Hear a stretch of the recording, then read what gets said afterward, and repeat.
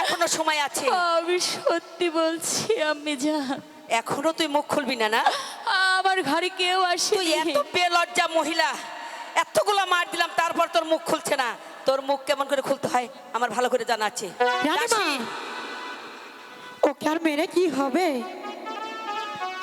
নচিমনকে আমি ওই সানুবান্দার ঘাট থেকে গোসল করে নিয়ে আসি। ও যদি জাতের মেয়ে হয়ে থাকে জাতের মেয়ে হয়ে থাকে তাহলে আর কোনোদিন অন্যায় কাজ করবে না। আর কোনো কথা শুনবো না। রানীমা, আপনি একটিবার ক্ষমা করে ও দেন। তাহলে তোরও মার খেতে মন চেয়েছে বল। তোর কথা- রানীমা, আপনি এসব কি করছেন? এখনো যত লোক জানি হয়নি, আমি বরং যে সানুবাজার ঘাট থেকে চান করে নিয়ে না, আসি না। তোর কোনো কথা শুনবো না।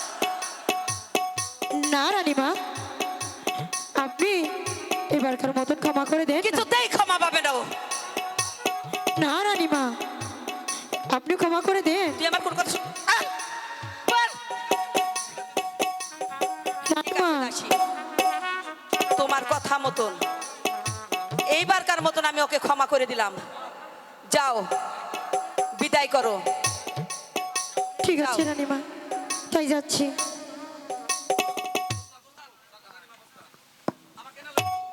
এই দাসী, আমাকে না হয়ে চলো গো, ও দাসী সানো বাঁধা ঘাটে,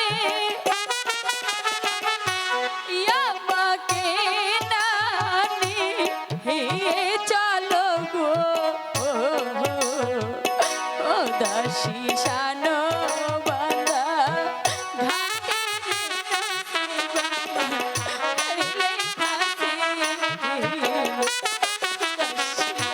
চলো আমি চলো পারছি না। আমাকে পুত্র দাসী, উঠো, এই তো উঠো।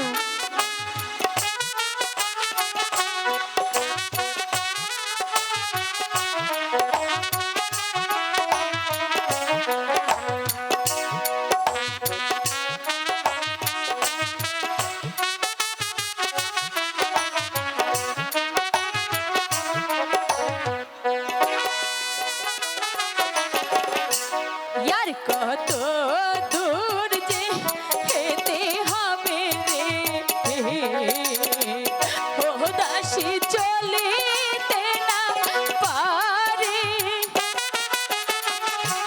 यार কত দূর চলতে হবে গো, ও দাসী চলিতে না পারি রে, দোষে আমার এই লেখা সে, ও দাসী আমি যা করতে পারছি না। ওই তো দেখা যাচ্ছে, আর একটু চলো না। আর একটু সামনে গেলে আমরা সেই ঘাট পাবো। চলো না।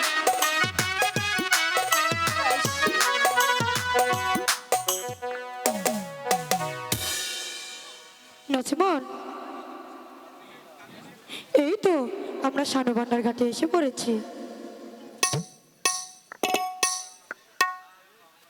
আহারে, মেয়েটাকে মেরে কি অবস্থা করেছে।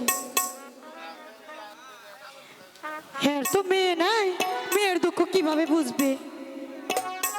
এর জন্য বলি কি, এরকম কাজ আর করো না। দাসী, এখন তুমি আমাকে নিয়ে চলো। ঠিক আছে, তাই চলো।